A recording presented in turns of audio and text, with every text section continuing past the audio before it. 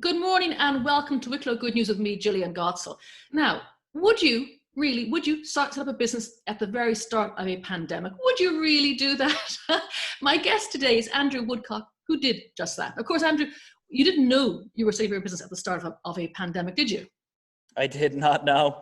I did not. How are you, Julie? I'm good. So we're so pleased to have you on the show today with such bad news with the economy, with businesses. We heard about you. We thought, let's talk about this young man. You're 23 years of age. You've just set up your first business in April 2020. Fortunately, it's an online business, or mostly, and you're doing very well. So tell me first, what is your business? What is it called? So my business is Bad Apple Creative, and we are brand strategists and designers. That is mainly focusing on basically getting your brand the best position possible on the shelf or on the street or wherever it may be, online or digital. So that's us. We work a lot with web design, photography, videography, art direction, and other graphic services. But we want to kind of be mainly known for our brand design and brand strategy work. So when you set up in April 2020, which is just last month, only a few weeks ago, time goes so fast or so slow. You had no concept that the pandemic was coming. I mean, we kind of knew there was, but it wasn't. You didn't know where the lockdown was going to be so extreme. No, never knew. I was working in a construction company called John Sisk & Son. They're one of Ireland's leading construction companies. And I was planning on setting up the company, and I had the fear of a recession coming around. But working in construction, you kind of working in a construction company. I wasn't a labourer or anything like that. I was a junior designer. I could kind of tell that something was looming, but I didn't know that it would kind of be this scale. We knew a recession was ready to hit, but we didn't think that it would be anything like a global pandemic. So nearer to the end, I didn't actually take much recognition of what was going on in the world. I was taking it in, but I had that kind of be grand attitude, us Irish folks, everything be all right. So then I actually left that job on the 27th of March. I couldn't go in on my final week of work because we were on lockdown, and couldn't travel in to and from work because I don't drive, and the public transport journey is actually 2 hours away to work. So I didn't want to take the risk of traveling in. But no, I didn't have any idea that this was going to happen. And it's bad enough, like you have enough nerves setting up a business as it is. I set up business on my own, and the nerves were obviously sky high. So when I was setting up, and then this happened, I was just like, oh no, what am I doing? But I felt I was in too far, so I couldn't pull out. And I'm not a quitter. I don't like to think I'm a quitter. So I said, I'll give it a go. We'll see we'll test the waters for the first while. If it doesn't work out, I'm still young. I can go back and obviously apply for another job. I didn't leave work on bad terms, so I could try stay there. I was coming up with a plan. Wow, it's a good job you weren't planning on becoming a hairdresser. No, that would have scuppered your plans. My sister is actually a hairdresser, and she's kind of hating life now at the minute. Except there's all these black market offers. Come to my house. I will pay you a fortune. If anyone's looking for a logo. Well, the good thing is, as you say, you're not a hairdresser. You're a graphics designer. You're a photographer, a videographer. All those very digital talents. So a lot of people. Traditional businesses, I think you lost some business, but then you also are gaining some business when businesses realize we have to go online. We have no choice. So tell me about that. So I actually, obviously I lost a bit of work there coming up to I had projects planned that were going to look after me for the first few weeks, maybe a month or two of work.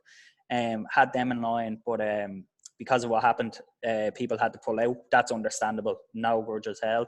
And I obviously offered services like to help people out if they obviously they wouldn't be able to pay for this sort of stuff, so I'd be able to help them out in any way if they needed help. Lost the work, but I still had enough work to kind of keep me busy for the time being. Now I'm still at an early stage where I wouldn't say I'm You're at least successful. a month in business. Yeah, I'm not. I haven't got a steady cash flow coming in at the minute, but hopefully that will all change now in the next few months. But with the workload, it's definitely picking up. I'm 100% delighted with the support, and I feel I'm really happy with the people who are coming to ask me for advice and looking for work done. And yeah, it's going great so far. I'm up to my eyes. I'm working for a different number of clients. We're still early stages in most projects, and things are looking great. Yeah, That's things fantastic. are looking great.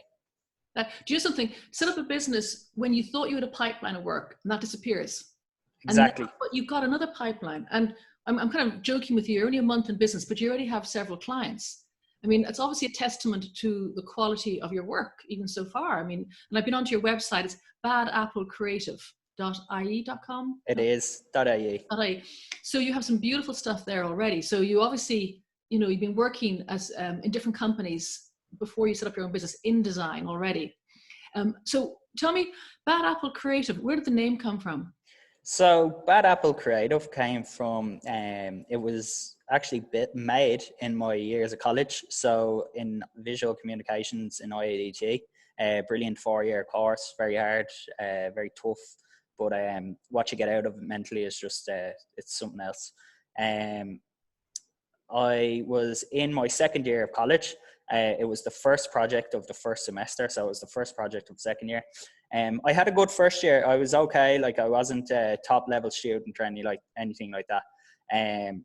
But I had a few personal things going on outside of college. So I was kind of coming to grips with losing 2 friends of mine within a year. So I was doing this project, and there was it was basically an informational booklet. So as a booklet, you were given a topic, and my topic was rotten fruits, like how to get good, the positive out of rotten fruit. So I thought of the beer brown kit, an informational booklet on the beer brown kit. I was getting feedback off 2 tutors up until the week before the final presentation. I was kind of struggling with the project, I'm not going to lie. But I had one design, one concept ready to go. And then I think on the week just before the final presentation, it was a Friday. The presentation was on a Monday. A guest speaker came in, a guest tutor came in to see our work on the Friday. He seen mine, didn't like it at all, asked me to change it up. So I worked the whole weekend on a new design, presented on the Monday, and the 2 tutors were just like, "What are you doing? What is this?"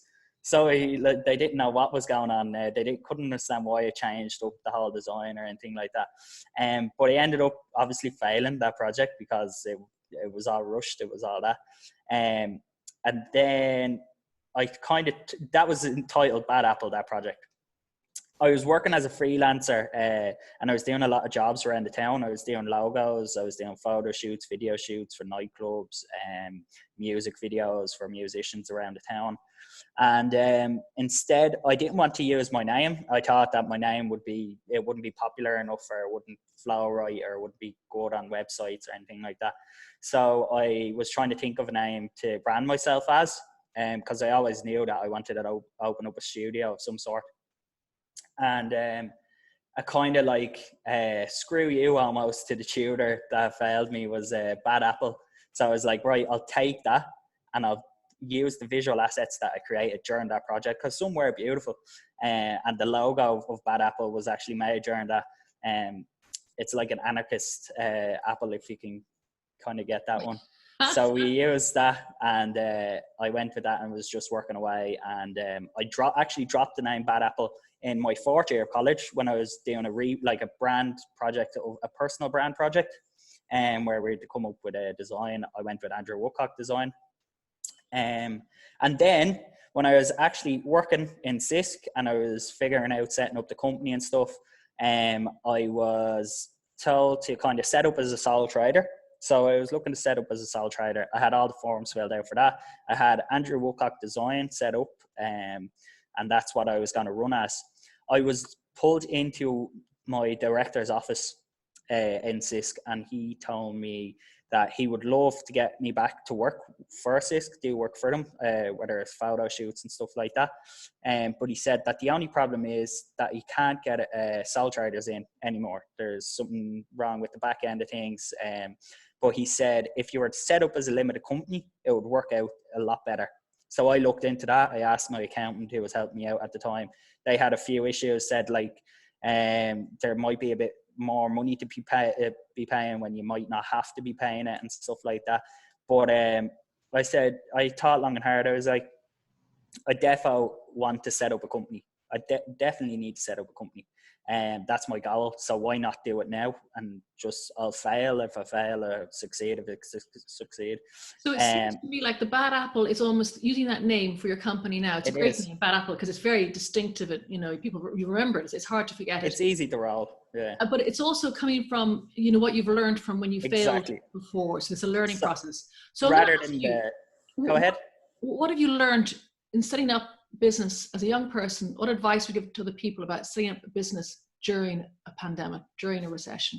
What advice might you have? I'd say just do it. Just do it. Now, more than ever, you have time to think. You have more time to actually think about what you want in life. I knew I wanted to do this from a young age. I didn't know what exactly I wanted to do from a young age, but I knew I wanted to do something. Over the years, I was able to understand this is what I'll be doing for my life. So the pandemic kind of side of things, I had a lot of time to think. I was able to sit at home. I was able to work from home. I was able to assess my situation. With the pandemic, a lot of people are sitting at home and they're thinking of rebranding themselves. A lot of sports and fitness personal trainers are rebranding themselves. They want new logos. They want to keep fresh and up to date. So that was a new avenue for me, as well as people wanting to go online. So people are sitting at home and they're thinking of how they can keep busy and how they can keep going. So your advice to people would be to go for it. Go for it. Your passion, go for it. You got time to sort yourself out now. Look, you're young. If you're young, like no matter what age you are, if you fail, you fail. Like I don't know how things are going to go for me in the next few months or in the next few years even, but I have goals and I intend on hitting them. And just go for it. Whatever happens. Life's short. What about how do you think in terms of you're a young person? You mentioned you lost some friends before. You're very busy now, obviously. Mental health issues in the pandemic. Like, in one hand, you might say setting up a business is, it's too pressurized. But on the other hand, it's keeping you busy, isn't it? It's keeping me very busy. This is my lifestyle. You'll see personal trainers and they promote themselves with the fresh and healthy meals every day. They'll exercise every day. This is my lifestyle. I look at logos all the time. I look at website designs all the time. I look at video shoots. I look at tips and tricks on how to set the right scene and stuff for an advert. I'm researching new ways to grow myself as well as my business.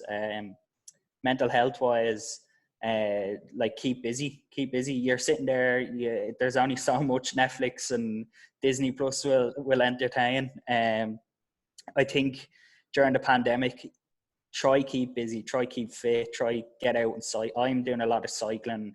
I've done a lot of running at the start. I was keeping in touch with friends by Zoom calls. I'm keeping in touch with my family from Zoom calls. I have family who live over in America. So I feel like I've connected more with my family and my friends now more than ever. Get out for your walks, just do all that kind of stuff, and start creating. If you're a creative person, start creating. Whatever you're doing, just keep busy. I think you're right. Busy. Well, I have to say, my hats off to you. I'm very impressed to say that not many people set up a business at the start of a pandemic and then are flying it already, you know, a month in, and it's amazing what you're doing already. So congratulations. Thank you very much. badapplecreative.ie is the website. Are you active on social media? I am indeed. So Bad Apple Creative on Instagram. You can find us Facebook. And we set up a Twitter there last week. It's going all right. I don't use Twitter too much, but I'll probably start promoting that in a bit. And LinkedIn as well. Can't forget LinkedIn. So you're on all the right spots. I wish you every success. Come back and tell us how you do later on in the summer. How you're doing. I will indeed. Brilliant. Thank you very much for having me. No, thank you. It's right. Amazing. It's Andrew Woodcock of Bad Apple Creative who set up his business in the pandemic. My goodness. Well done. So that's all for the show today with me, Jillian Godsil. Thank you to Marlena Murphy producing and to Gavin Dowd on sound. Be good, be safe, and keep on helping each other. Until next time. Bye-bye.